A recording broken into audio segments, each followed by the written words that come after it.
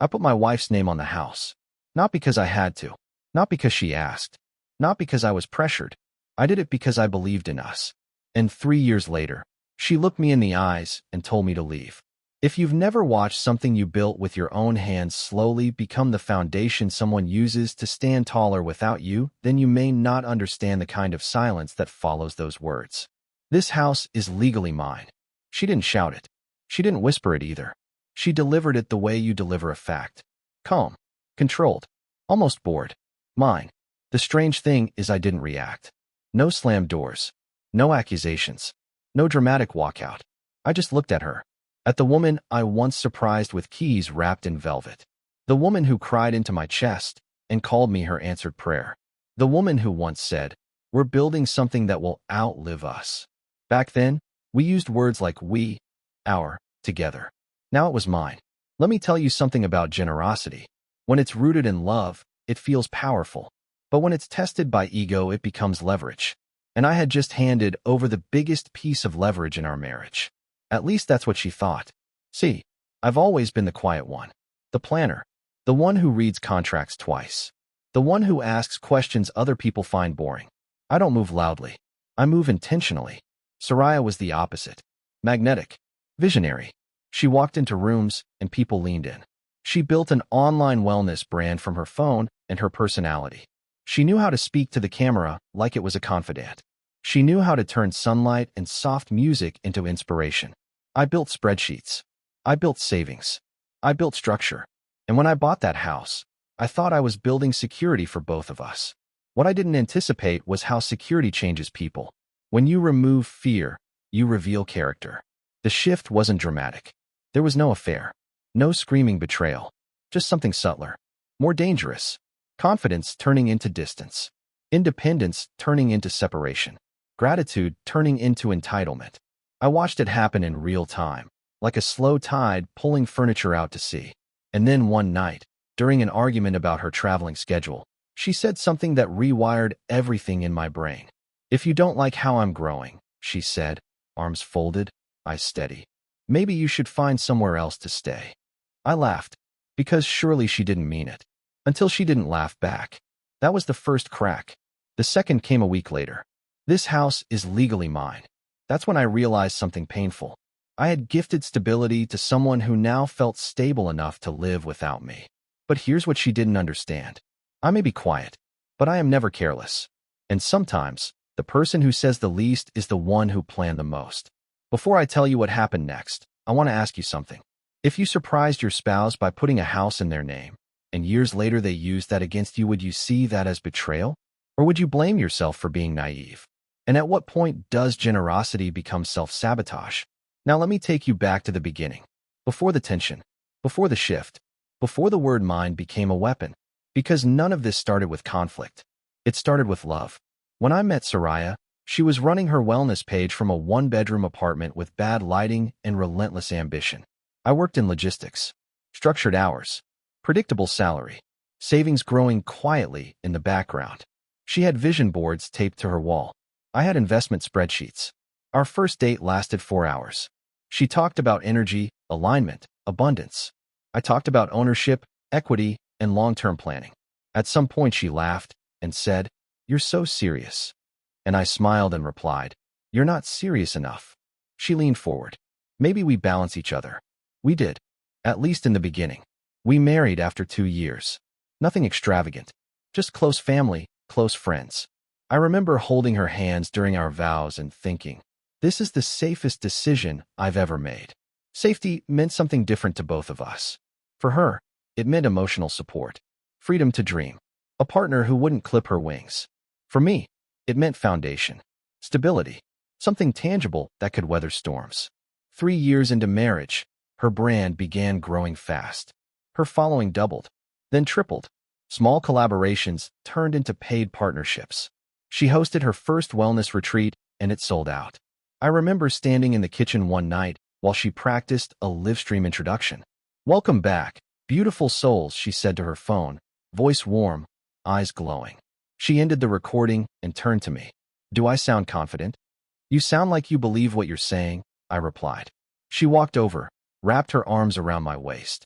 I couldn't do this without you. And I believed her. When I bought the house, it wasn't to impress her. It was to anchor us. 12 years of saving. Careful investments. No reckless spending. The day I told her, I blindfolded her and drove to the property. When she took it off, she froze. Malik, her voice cracked. What is this? Our home. She cried into my chest that day. Real tears. The kind that soak through your shirt. During paperwork, when I told the lawyer to put it in her name, even he paused. You're certain? He asked. Yes. Soraya stared at me. Why would you do that? Because we're building together, I said. She whispered, You trust me that much? I trust us. That night, she posted a picture of the keys in her palm. Caption, blessed beyond measure. She didn't tag me. I didn't mind. At first, the house changed things, but subtly. Her friends came over more often. Creative meetings in the living room. Photo shoots in the backyard. The kitchen became content. I'd come home from work and find ring lights where our dining table used to feel intimate. But she was thriving, and I was proud. Still small shifts started appearing. She began referring to the house casually during calls. Yeah, I'm hosting at my place. At first, I didn't register it. Then one evening, I heard her say, My house has the perfect natural light for this. I looked up from my laptop. My house. I told myself I was overthinking. When she redesigned the office without asking, I stayed quiet. When she replaced the furniture in the living room with something more on-brand, I adjusted. When she began traveling twice a month for collaborations, I supported her. You're okay with this, right? She asked once while packing. Of course, I said. Just don't forget to rest. She kissed my cheek. You worry too much. Maybe I did. But love sometimes looks like concern. And sometimes concern looks like insecurity. Tell me this. When one partner grows rapidly, is it the other's responsibility to simply adapt? Or should growth always be negotiated together? Because what I didn't realize was that we weren't just building a home anymore. We were building different versions of ourselves. And those versions were starting to collide. Success doesn't change people overnight. It adjusts them. One opportunity at a time. One compliment at a time. One room full of applause at a time. Soraya's brand exploded in ways neither of us predicted. Major wellness platforms reached out. She started collaborating with influencers who had followings in the millions. Her inbox was always full. Her phone rarely left her hand. At dinner, she'd scroll. In bed, she'd respond to DMs. Just 5 minutes, she'd say. 5 minutes became 30. Then an hour. I tried not to make it a problem, but I began to feel like a background character in her main storyline. One evening, I came home early and found strangers in the living room. Content creators filming a joint podcast. Malik, she said brightly. We're just wrapping up. Just wrapping up. In our house. No warning. I smiled politely. Introduced myself. Stepped back into the hallway like a guest. Later that night, I said gently, Can you give me a heads up next time? She sighed. You're making this bigger than it is. I just want to feel considered. You are considered, she replied quickly. But this is my work. There it was again. My, not ours. Her revenue began surpassing mine. By a lot. I was proud. But pride and displacement can coexist. During an argument about her travel schedule, I said, We haven't had dinner together in 2 weeks. She threw her hands up. This is temporary. It's expansion season. What about us? She looked at me like I'd asked something childish. We're fine. But we weren't. The first major argument happened on a Thursday night. I had planned a quiet dinner at home. Cooked her favorite meal. Candles lit. Phones away. She walked in late. I forgot to tell you, she said breathlessly. I have a strategy call in 20 minutes. I stared at the table. You forgot. It's important. So am I. She exhaled sharply. Why are you competing with my growth? That word hit me. Competing. I'm not competing, I said slowly. I'm asking for partnership. I can't shrink myself to make you comfortable. I never asked you to. Then what do you want, Malik? I paused. I want to feel like your husband, not your obstacle. Silence stretched between us. Then she said it. If you don't like how I'm growing, maybe you should find somewhere else to stay. I laughed. Reflex. You're joking. She wasn't. The room felt unfamiliar.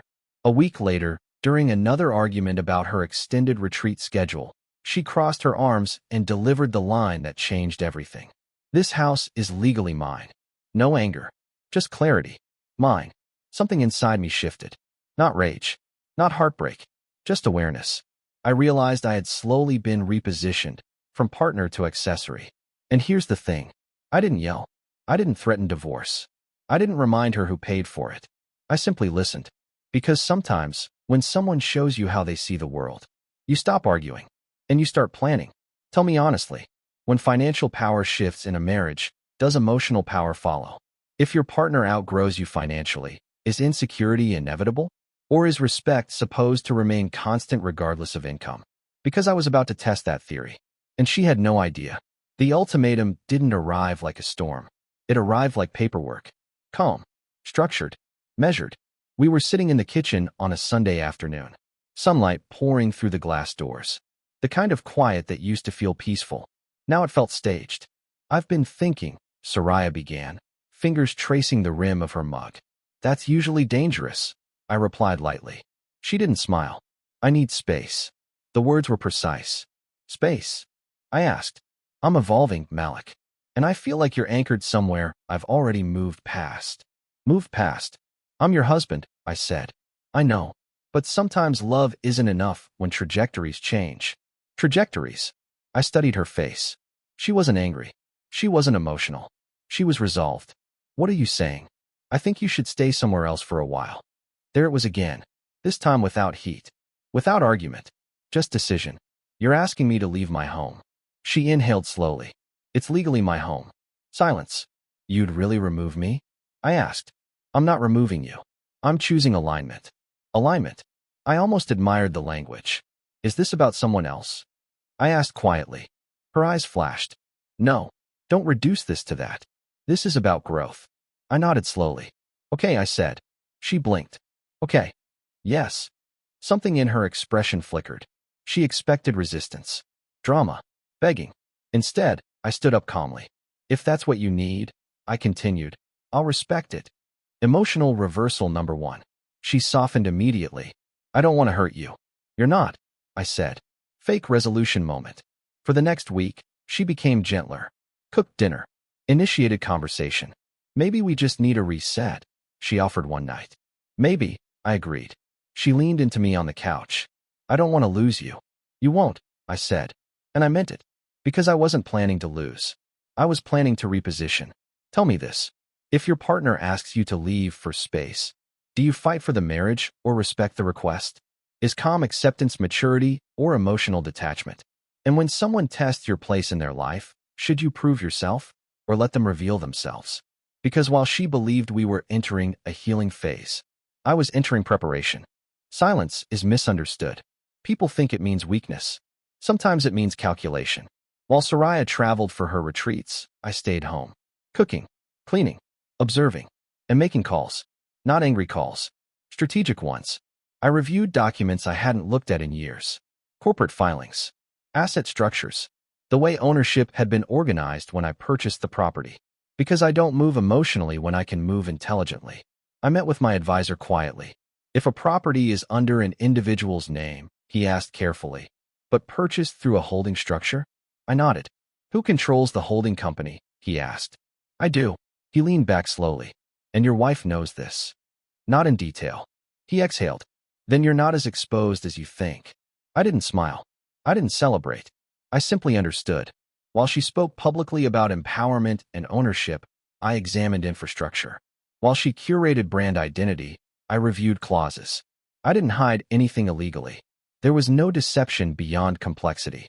The house was in her name, but the company that owned the property was mine. I didn't tell her. Not yet. Because strategy revealed too early becomes sabotage. 3 months passed. Distance settled in. She assumed I was adjusting. In reality, I was preparing. Is quiet planning betrayal or wisdom? The day it happened was ordinary. That's what made it powerful. Soraya had just returned from a retreat, glowing with momentum. She walked up the driveway, phone in hand, and froze. A black SUV was parked outside. A for sale sign stood on the lawn. Her steps quickened. She burst through the door. Malik, what is this? I was sitting at the dining table.